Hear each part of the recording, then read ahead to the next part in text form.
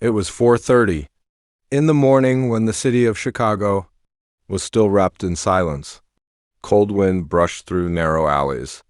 The streetlights flickered, and not a single soul walked the sidewalks, except one. Aiden Carter was up again. He wasn't training for school sports or attention. He wasn't trying to impress anyone. He ran because running was his rebellion against poverty, against mediocrity, against everything trying to hold him back. His mother had 2 jobs. His father had left when Aiden was 5. Their apartment was falling apart, and some nights they ate crackers for dinner. But Aiden had one thing the world couldn't take from him: his will. He tied his old sneakers, zipped up his hoodie, and ran into the freezing morning.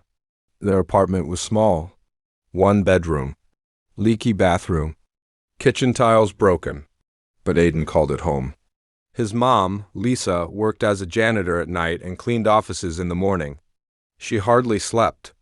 One morning, Aiden found her asleep on the couch in uniform. Shoes still on, body curled tight like a wounded bird. He knelt down and gently pulled her blanket over her.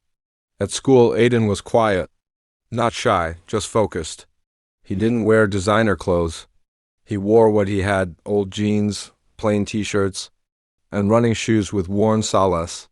Other kids laughed at his style, made fun of his cheap lunch, usually just a peanut butter sandwich and a banana. He didn't care. During lunch breaks, he didn't hang out. He ran laps around the football field, did push-ups under the bleachers, and wrote motivational quotes in his notebook. It was Saturday morning.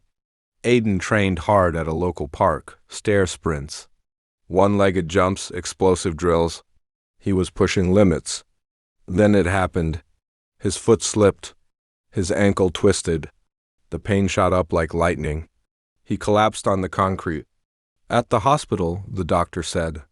6 weeks later, he returned to training, slower, weaker, limping. But he didn't stop. He rebuilt. Every muscle. Every mile. While others trained 3 days a week, he trained 6. He couldn't afford protein shakes, so he ate eggs and beans. No gym membership, so he used a backpack full of bricks. His mother noticed his shoes falling apart. She worked overtime to buy him a new pair, bright red trainers. He hugged her, eyes wet.